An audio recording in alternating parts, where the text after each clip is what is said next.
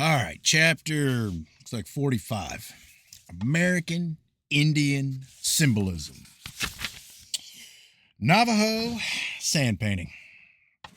The Navajo dry or sand paintings are made by sprinkling a varicolored ground pigment upon a base of smooth sand. The one here reproduced is enriched by the rainbow goddess and portrays an episode from the Navajo cosmogony myth. According to Hastine Claw, the Navajo sand priest who designed this painting, the Navajos do not believe in idolatry. Hence, they make no images of their gods, but perpetrate only the mental concept of them. Just as the gods draw pictures upon the moving clouds, so the priests make paintings on the sand, and when the purpose of the drawing has been fulfilled, it is effected by a sweep of the hand. According to this informant, the Zuni, Hopi, and Navajo nations have a common genesis. They all came out of the earth and then separated into three nations. The Navajos first emerged about 3,000 years ago at a point now called Llat Mountain in Colorado. The four mountains sacred to the Navajos are Llat Mountain, Mount Taylor, Navajo Mountain, and San Francisco Mountain. While these three nations were under the earth, four mountain ranges were below with them. The eastern mountains were white, the southern blue, the western yellow, and the northern black. The rise and fall of these mountains caused the alteration of day and night. When the white mountain rose, it was day under the earth. When the yellow ones rose, twilight. The black mountains brought night, and the blue, dawn. 7 major deities were recognized by the Navajos, but Hastine Claw was unable to say whether the Indians related these deities to the planets. Bako Chitty, one of these 7 major gods, was white in color with light reddish hair and gray eyes. His father was the sun ray and his mother the daylight. He ascended to heaven. In some respects, his life parallels that of Christ. To avenge the kidnapping of his child, Kahothosod, a fish god, caused a great flood to arise. To escape destruction, the Zunis, Hopis, and Navajos ascended to the surface of the earth. The sand painting here reproduced is part of the medicine series prepared for the healing of diseases.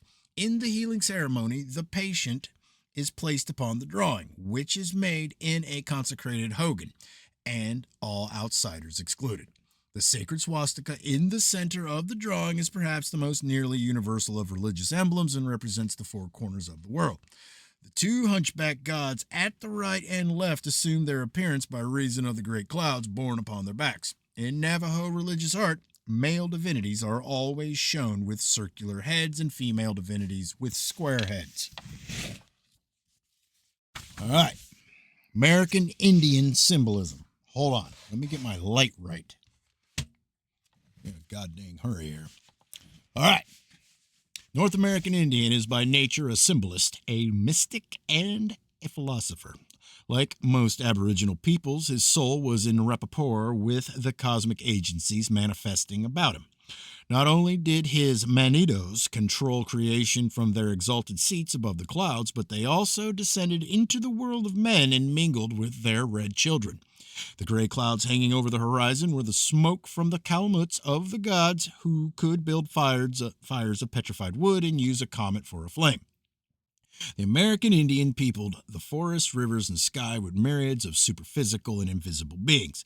There are legends of entire tribes of Indians who lived in lake bottoms, of races who were never seen in the daytime, but who, coming forth from their hidden caves, roamed the earth at night and waylaid unwary travelers.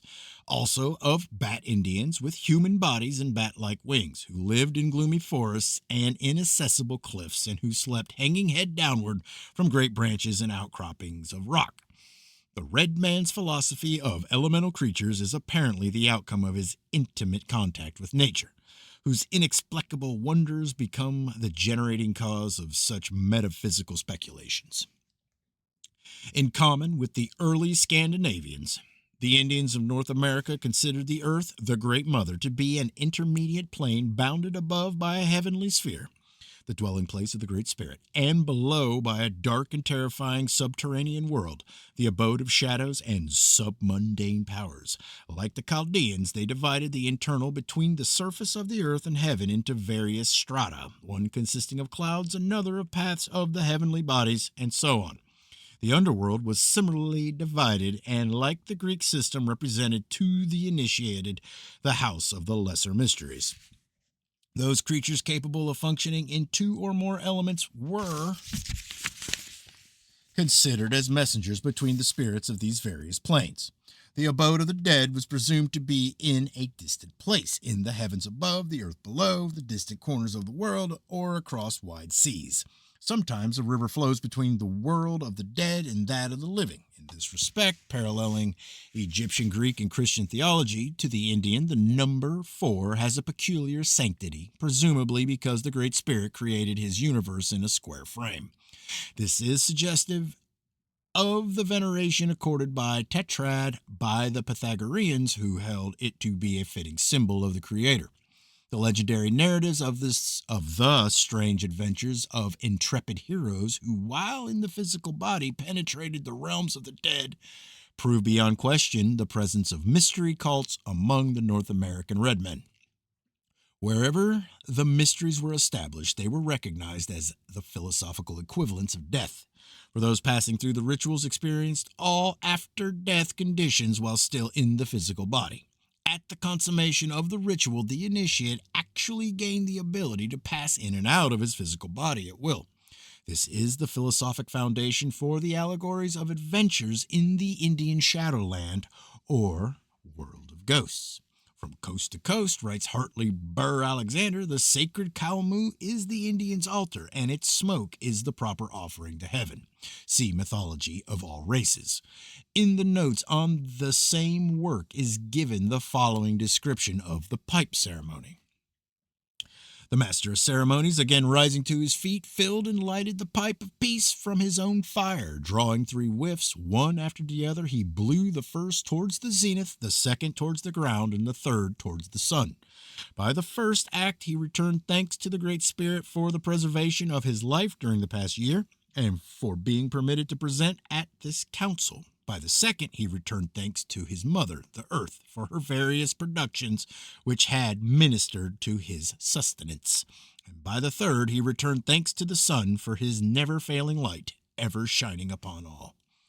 It was necessary for the Indian to secure the red stone for his Kalmut from the pipestone quarry where in some remote past the Great Spirit had come and, after fashioning with his own hands a great pipe, had smoked it toward the 4 corners of creation and thus instituted this most sacred ceremony. Scores of the Indian tribes, some of them traveling thousands of miles, secured the sacred stone from this single quarry, where the mandate of the Great Spirit had decreed that eternal peace should reign. The Indian does not worship the sun. He rather regards this shining orb as an appropriate symbol of the great and good spirit who forever radiates life to his red children.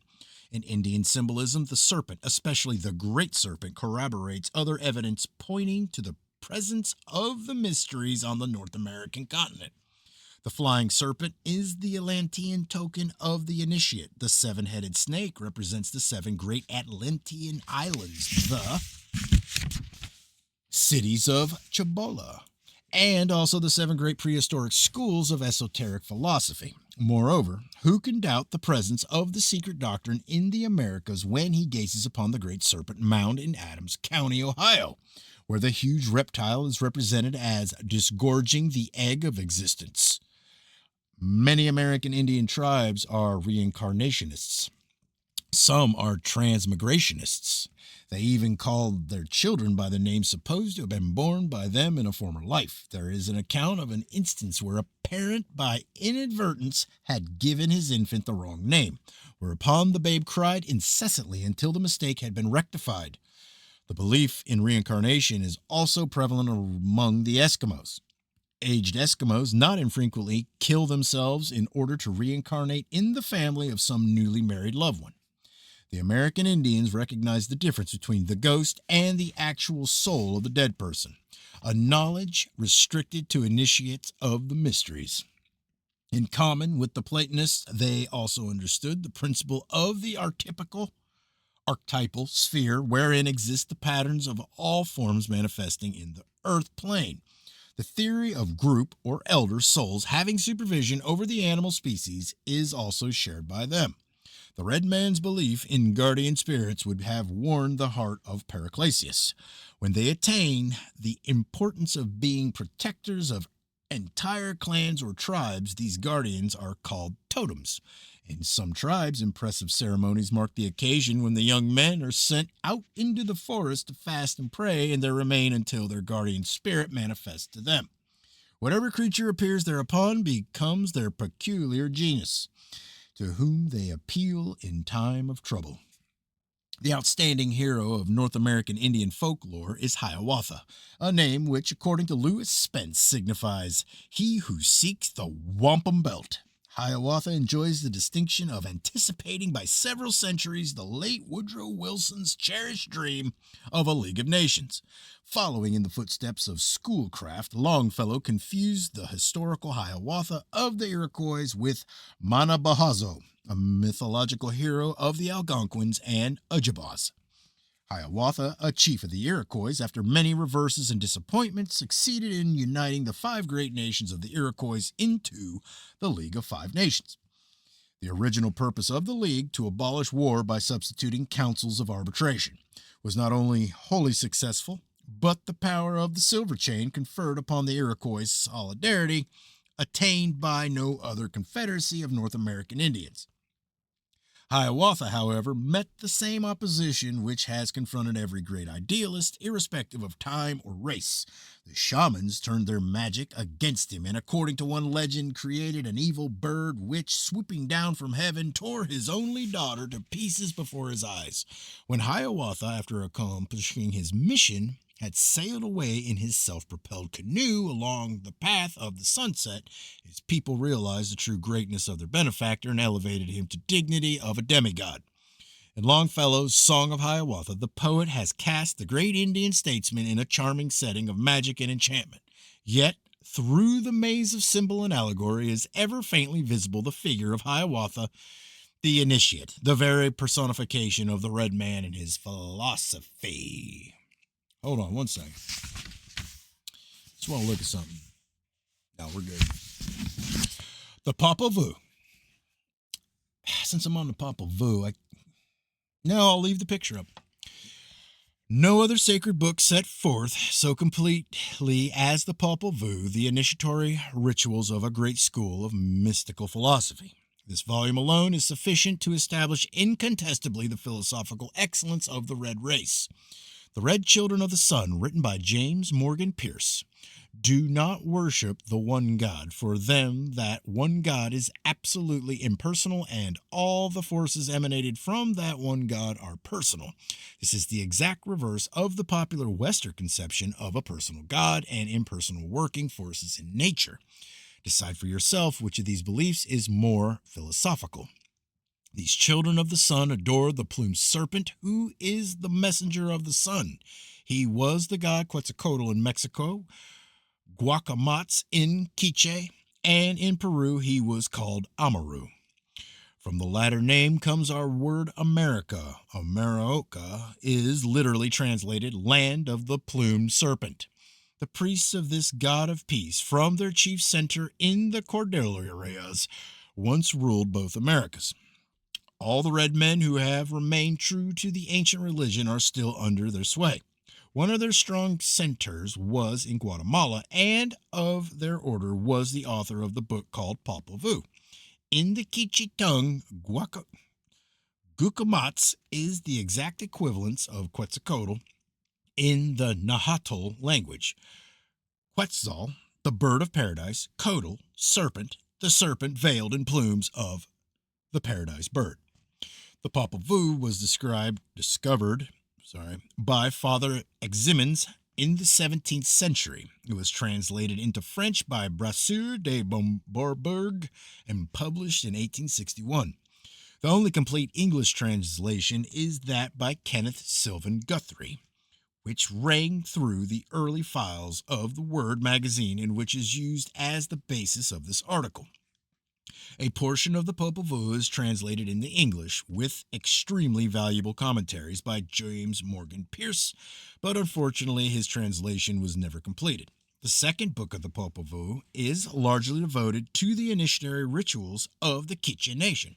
These ceremonials are of first importance to students of Masonic symbolism and mystical philosophy, since they establish beyond doubt the existence of ancient and divinely instituted mystery schools on the American continent.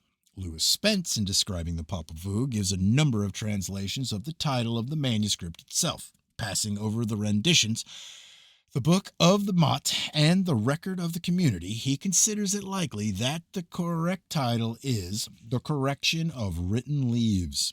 Popol, signifying the prepared bark, and vu, paper or book, from the verb uch, to write. Dr. Guthrie interprets the words Popol Vuh to mean the Senate Book, or the Book of the Holy Assembly. Brasseur de Bourbourg calls it the Sacred Book, and Father Eximens designates the volume the National Book. In his articles on the Popol Vuh, appearing in the 15th volume of Lucifer, James Morgan Pierce, approaching the subject from the standpoint of the mystic, calls this work the Book of the Azure Veil. In the Popol Vuh itself, the ancients records from which the Christianized Indian who compiled it derived his material, as referred to as the tale of human existence in the land of shadows and how man saw life and light. So I guess I could have went to the next one. I'm going to go to the next picture. Here we go. Because that's beech bark. Midwin record on birch bark. Told you. The birch bark roll is one of the most sacred possessions of an initiate of the Midwin, of Grand Medicine Society of the Ojibwas. Concerning these rolls, Colonel Garrick Mallory writes, to persons acquainted with secret societies, a good comparison for the Midwin charts would be what is called a trestle board of a Masonic order, which is printed and published and publicly exposed without exhibiting any secrets of the order. Yet it is not only significant, but useful to the esoteric in assistance to their memory as to the details of ceremony. A most complete and trustworthy account of the Medowin is that given by W.J. Hoffman in the 7th Annual Report of the Bureau of Ethnology. He writes, the Medowin Society of the Maid of or Shamans consists of an indefinite number of Maid of both sexes. The society is graded into 4 separate and distinct degrees, although there is a general impression prevailing even among certain members that any degree beyond the first is practically a mere repetition. The greater power attained by one in making advancement depends upon the fact of his having submitted to being shot at with the medicine sacks in the hands of the officiating priests. It has always been customary for the Maid priest to preserve birch bark records bearing delicate incised lines to represent pictorially the ground plane of the number of degrees to which the owner is entitled. Such records or charts are sacred and are never exposed to the public view. The 2 rectangular diagrams represent 2 degrees of the Maid Lodge and the straight line through the center of the spiritual path, or straight and narrow way, running through the degrees.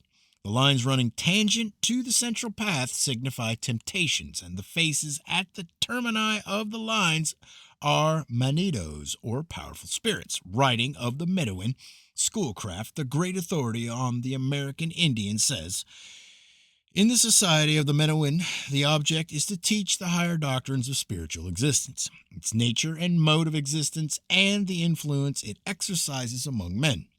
It is an association of men who profess the highest knowledge known to the tribes. According to legend, Manabahazo, the great rabbit, who was a servant of Deze Manito, the good spirit, gazing down upon the progenitors of the Ojibwas and perceiving them to be without spiritual knowledge, instructed an otter in the mysteries of the Medowin. Manahabahazo built a Metagowigan and initiated the otter. shooting the sacred magis, a small shell, the sacred symbol of the mind, into the body of the otter. Then he conferred immortality upon the animal and entrusted it to the secrets of the Grand Medicine Society. The ceremony of initiation is preceded by sweat baths and consists chiefly of overcoming the influence of evil menederos. The initiate is also instructed in the art of healing and, judging from Plate 3 of Mr. Hoffman's article, a knowledge of directionalizing the forces moving through the vital centers of the human body. Though the cross is an important symbol of the Medowan rites, it is noteworthy that the Mide priests steadfastly refused to give up their religion and be converted to Christianity. All right, back to here.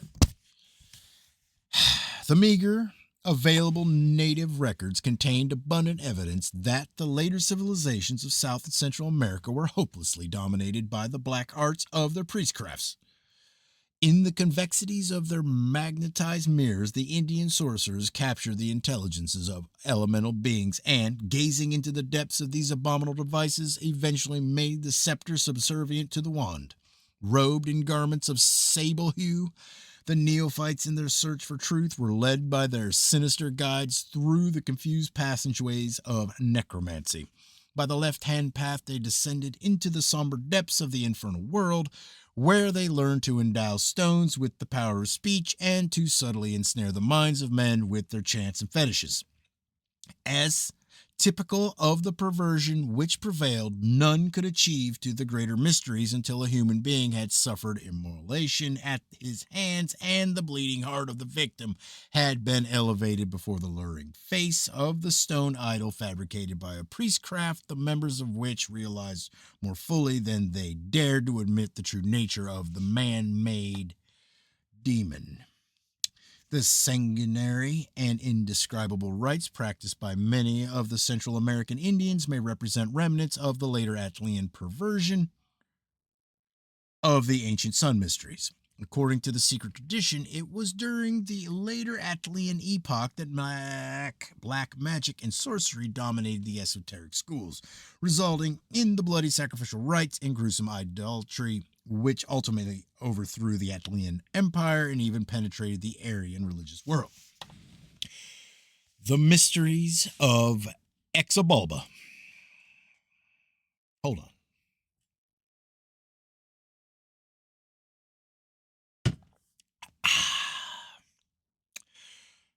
The princes of Exabulba, so the Popol Vuh recounts, sent their 4 owl messengers to Hunun Apu and Vukub Hunun Apu, ordering them to come at once to the place of initiation in the fastnesses of the Guatemalan mountains. Failing in the tests imposed by the Princess Exabulba, the 2 brothers, according to ancient custom, paid with their lives for their shortcomings. Hun Apu and Vukub Hun Apu were buried together, but the head of the Hun Apu was placed among the branches of the sacred calabash tree, which grew in the middle of the road leading to the awful mysteries of Exabulba. Immediately, the calabash tree covered itself with fruit, and the head of Hun Apu showed itself no more, for it reunited itself with the other fruits of the calabash tree. Now, Exquick was the virgin daughter of Prince Kuchu Makwik. From her father, she learned of the marvelous calabash tree, and desiring to possess some of its fruit, she journeyed alone to the somber place where it grew.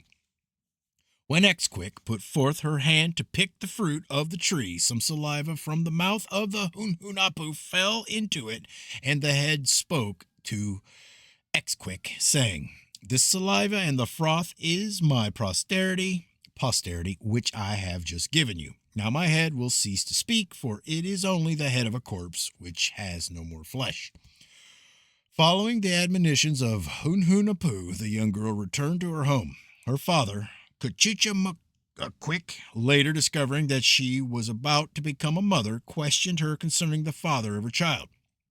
Exquick replied that the child was begotten while she was gazing upon the head of Hunapu in the calabash tree, and that she had known no man.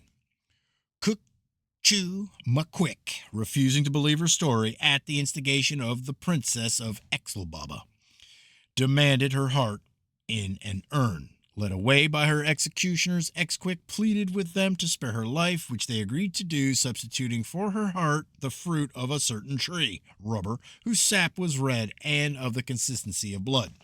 When the Princess of XLV-p633 placed the supposed heart upon the coals of the altar to be consumed, they were all amazed by the perfume which rose therefrom, for they did not know that they were burning the fruit of a fragrant plant.